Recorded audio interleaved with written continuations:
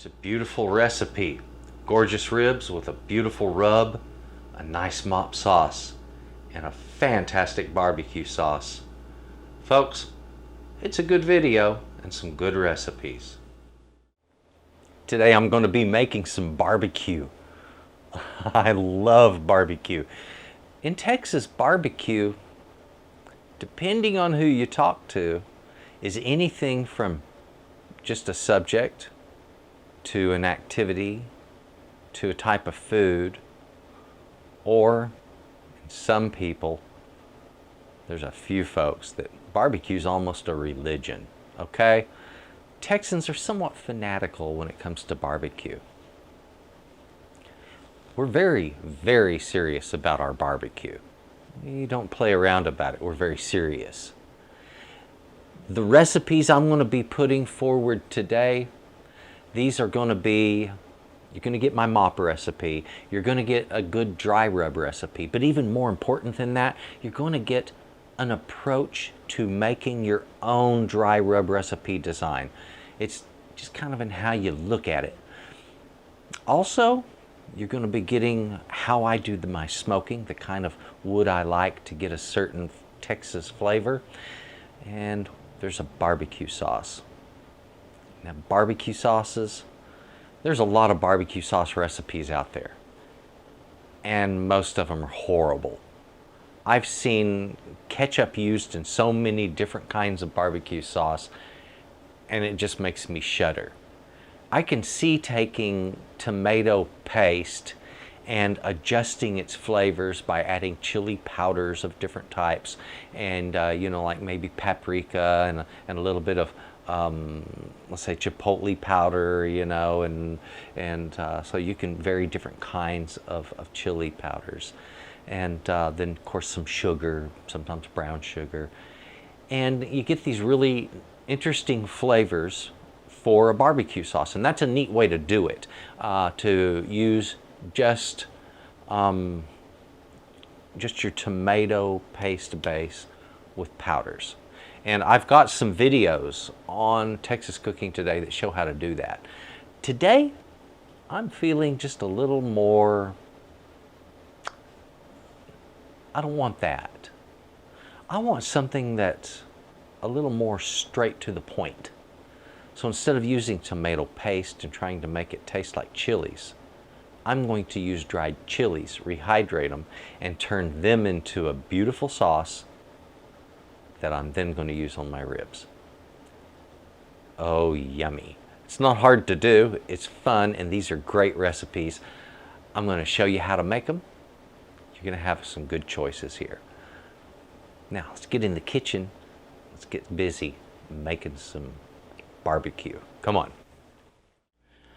The ribs here are ready, okay? I've removed the silver skin on the back side of these ribs, and they are ready to go. Now, we do that so we don't have that tough material for people to chew and have to gnaw on after the rib has been cooked. That's horrible to deal with. Just take it off. The dry rub. You can use anything you want for a dry rub, ladies and gentlemen. I'm going to point out a few different items that you can use, but I have a rule of thumb when it comes to dry rubs. Rule of thumb number one is too many flavors equals a really bad dry rub. You want a good dry rub, go with 3 flavors, and if you want the 4th item, make that 4th item salt. Salt is the odd guy out, okay? That is the one thing that wasn't at one time living plant material. Everything else was.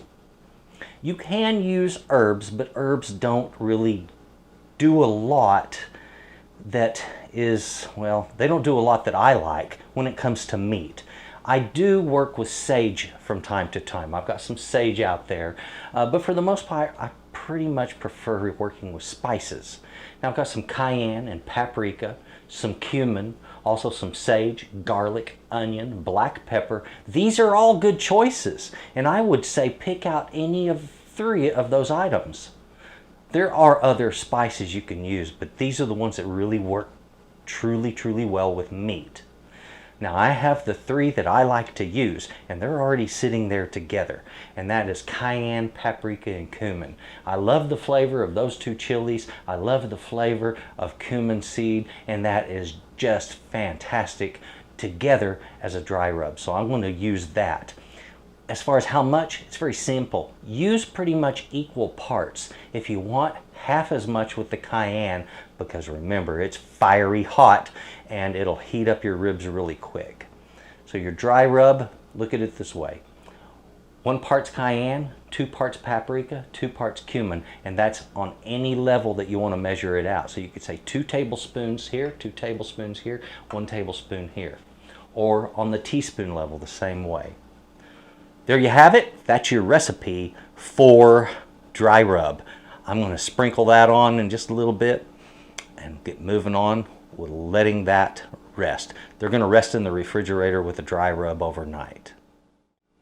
My dry rub consisted of cayenne, cumin, paprika, and some salt, and it makes a beautiful dry rub. This just needs plenty of time to sit. Cover it with plastic wrap and then give it 24 hours at the most. I find 12 hours, 8 to 12 is more than sufficient. Ribs are kind of thin. They don't take a lot of time for flavors to penetrate. Try to keep it light on your dry rub. You don't want anything blocking the flavor of smoke penetrating that meat. That's very important. I'm about to go out and start my smoker. Now, one thing I can say is I never use lighter fluid on charcoal or on wood or anything that I'm cooking, okay? Because lighter fluid, it has an oil in it, okay? It's not a highly volatile fluid, which is the reason it doesn't go kaboom the way gasoline does. It burns a little slower, and it's because it has more oil in it, and that oil gets released to the inside of the smoker, and then it releases flavor into the meat over long cooking periods. So the quickest way to ruin a smoker is to put starter fluid of any kind on your wood or on your charcoal. Start this stuff with some newspaper. I've got newsprint down here. I just shove up under one of these chimney starters.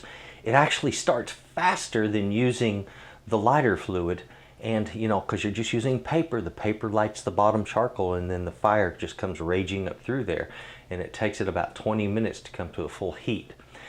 Then you just pour it out and you're ready to use. I start with one of these large ones that's full, and then I move into adding more as I cook. I'm going to be using today mesquite. Now, I love the flavor of mesquite, and I've got a whole bunch of it right here in this bucket. We've got a bucket full of mesquite chunks there. That's some good stuff. I'm going to fill this with hot water, let these guys soak, and once they have soaked, they're going to release slow smoke, because I don't put them on the fire. I put them on the hot metal off to the side next to the fire, and they sit there and slowly smolder. I like to use some long tongs to help me with. Folks, that's what you need for getting good barbecue created. So that's how I do mine. And like I said, I like the flavor of mesquite. You go with whatever flavor works for you. I have my fire lit. It is just now starting, so as soon as that paper burns off, it's going to light up that charcoal. It takes 20 minutes, and then we're going to be starting up our smoker. And that means getting fire down in the firebox, the part that runs to the right there. Okay, I'm looking forward to this because I'm ready for barbecue. The ingredients I have out here are for my mop sauce. Now, when we do barbecuing, we don't want our meat to dry out. We spend a lot of time getting that dry rub just right and letting it set the right amount of time and getting everything just perfect. We don't want to mess that up. So we need some way of preserving moisture in the meat without really changing what's going on here. So what we're going to do is we're going to make what we call a mop sauce. And a mop sauce is just a way of locking moisture in meat, breaking any rind on it with acid that may be building up, and then keeping those flavors that we've already started with locked in. And we're going to do that by matching flavors. So our spices that go in the mop sauce are going to be paprika, cumin, and cayenne, the exact same thing I used on the meat. I've got some white vinegar here, and also some oil. You can use any oil you want. You can use corn oil, you can use grapeseed oil, you can use olive oil, peanut oil, whatever suits you. Just get you some cooking oil, and what we're going to be doing is using the same proportions on our spices that we did on the meat. Once your mop sauce is combined, you boil it up. When most of the vinegar is cooked off, it's ready to use. The quantity of all of the ingredients that I've used on my mop sauce, it's very simple, folks. 1 cup of oil to 1/2 cup of vinegar. And then on our spices, we're going to match the level of spice to what we put on the meat. So that's 1/2 teaspoon paprika, 1/2 teaspoon of cumin to 1/4 teaspoon of cayenne. We boil all of that up until most of the vinegar is cooked off and it's ready to be applied to the meat as a mop. There it is. That's the color you want the smoke. Wispy and blue. It's perfect. Your temperature's under 250 and you're ready for smoking that meat. It's going to be good. These, let's get them right up here in the middle so they get good smoking action. Now, something I want to mention, get the meat apart from each other so there's space in between and not too close to the firebox because you don't want that end getting overcooked on these ribs. They're thinner, they're not heavy like a brisket, remember that. So, meat is up in the smoker, it's ready to go. Just give it plenty of time, folks. You're going to be checking the temperature and keeping it between, around 200 to the 220 range. Right in there is perfect. So every 30 minutes check it, add charcoal if needed or wood to keep that smoke blue and wispy. Ladies and gentlemen, barbecue sauce doesn't need to be complex. It doesn't need to have 15 different ingredients. It needs to be flavored like chilies, be a little bit sweet, and outside of that, if you want something else in there, like maybe a little garlic or onion powder or something, you can add that stuff. I'm going to be adding in this right here. It's just a little bit of bourbon. You don't have to use this. It's not necessary. You can just do this, add in some water, which I'll be adding. I'll be putting water in there. But I like to use this as a flavor in the same way I like to use things like vanilla or peppermint or other stuff like that, you know, different kinds of flavorants. This is just a flavorant for me. And I really like it. It works well with chilies. So this is a chipotle bourbon barbecue sauce. All right, so that's what we got here. I've got some guajillo chilies. These are absolutely wonderful chilies. They're not that hot. They have a somewhat fruity flavor to them. They don't produce a lot of pulp, but what they do produce is a beautiful bright red color. The neat thing about these, they have a superb flavor to them, chili flavor, and it's the #1 chili that's used in Mexico and throughout Texas for making enchilada sauce. That's that bright red sauce that you see on your enchiladas. It's made from that chili. Now, if you don't have this one, if you can't get guajillo chilies, that's Guajillo, guajillo. Guajillo chilies, if you can't get those, look for any of the chilies that are made from the Anaheim chili. So in other words, a Hatch chili is a variant of the Anaheim. And so if you get a New Mexico chili, that's a dried Hatch. If you get a Colorado chili, that's a dried Anaheim. There's also the California chili. That's another type of dried Anaheim. They're great, and they make the same sauce the same way. This chili is a constant. This is chipotle. Chipotle is where they take a jalapeno, that's what this is, and then they smoke and dry it. So they smoke this and then dry it out the same way they did these, and it has this beautiful smoky flavor to it. They're delicate and delicious tasting, and they really affect sauces in a strong way. And of course, this is a little smoky too because it's bourbon, and the brown sugar sets everything off. As far as how much sugar, it's really up to you. You need to add sugar slowly to your sauce until it's as sweet as the flavor you're looking for. But when we do it this way, we don't have to worry about using tomato anything because we're just going to make a paste from our chilies and start out the right way. Once you have all of your chilies split down the middle, get them into some hot water, let them soak. You want to turn them about every 30 minutes so that, you know, these on top get plenty of moisture in them so that they get well saturated. We want the pulp on the inside to be soft because we're going to turn it into a paste. We'll discard the skins, the stems, and the seeds. The paste we will use, and it'll be simple. It's a food mill is what we're going to use. This is quite simple. All I've done is put my oil, my vinegar, and spices in here, and I've whisked them together. So the mop sauce is all pulled together into one pot. I'm going to bring it up to a boil. So essentially I'm heating this. It's going to boil off that vinegar that's in there. That's really going to hit the air strong, so be prepared for that. And when it cooks most of that off, this is heated up and ready to go. At that point, it doesn't have to stay hot. It is just cooked. The whole idea is we want to cook the flavor of the spices up into the oil so that the oil then becomes the purveyor of flavor as well as a protectant for the ribs. It keeps moisture locked in on the ribs. That's what the oil does. That's the reason we do a mop sauce. The extra acid that bumps it up also breaks the rind that builds up from the heat, and that again helps us to get more smoke into the ribs. That's important. All right, I have everything set up. I have my, this is my food mill. These guys are really neat. They have this sieve in the bottom with a rotary paddle on the top that pushes food down through the sieve. It's all pretty basic and simple. They are very efficient, and what's cool about this is it'll give me the pulp of the chilies, but not the skins, not the seeds. If any of the stems get in there, none of that will get processed through. So it's a really cool way of handling doing chilies and making a chili paste. It's very efficient. So all I have to do is just take these, strip them down of their crown, break them open a little bit and throw them in there. If there's seeds that go in it, it doesn't matter because remember, it'll separate those seeds out.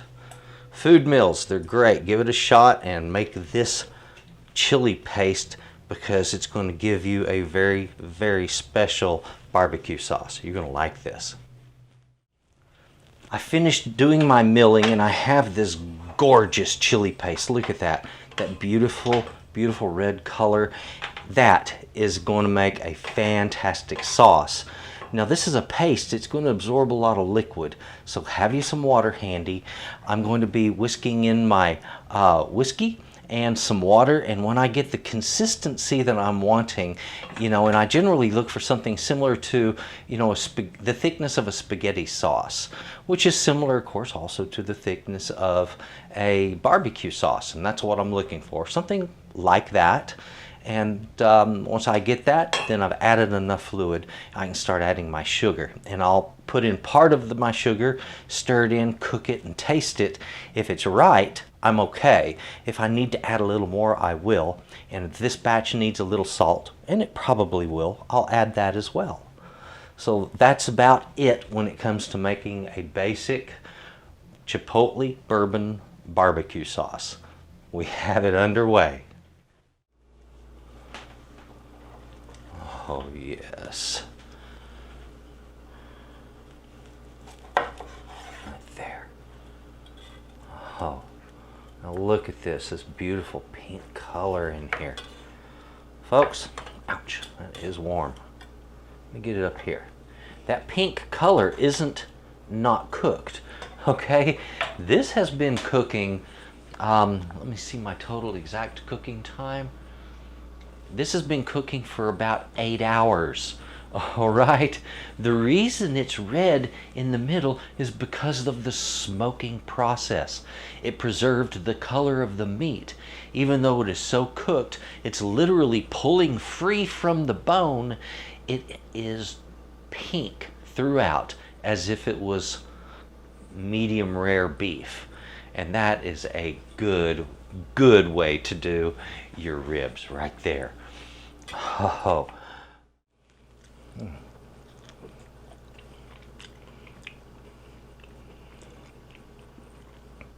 When that meat's red like that, it doesn't mean it isn't cooked. Good Lord. It was in a smoker for the better part of 7 hours. All right, at 225 degrees, and then I brought it in, finished them off at 300 degrees in the oven for an extra hour. Yeah, the meat's falling from the bone. That's the reason that bone is white. You see, it's just coming loose from it like that. That's fully cooked. That is the smoke reacting with the myoglobin. The myoglobin is the protein in meat that makes it red. Okay, and so it's just preserving that red color is all it did, and gives you perfectly smoked meat. That's how you can tell if it was smoked properly. Is it red or is it not? If it's not red, wasn't smoked. You can tell on a brisket from that red band. How deep is it? This went all the way through the rib, one end to the other. It was a good job. Folks, please enjoy your barbecue. Enjoy these recipes. They really do work. They're delicious. And please enjoy your day. If you would take a look at Texas Cooking Today, I've got a lot of recipes on there. There are, wow, I'm approaching 600 episodes. Also, in the links in the description box, you'll find Texas Cooking Today, Chef Trotter's Tips. That's another channel of mine. Also, you'll see my website, which is satrotter.com. That's SA Trotter Arts, LLC. And, well, Texas Cooking Today is a project of SA Trotter Arts. So, folks, thank you very much for watching. Take a look at my recipes, my caps, and other goodies that I have there. And please enjoy your day. Thank you for watching. Ooh, barbecue. Yeah.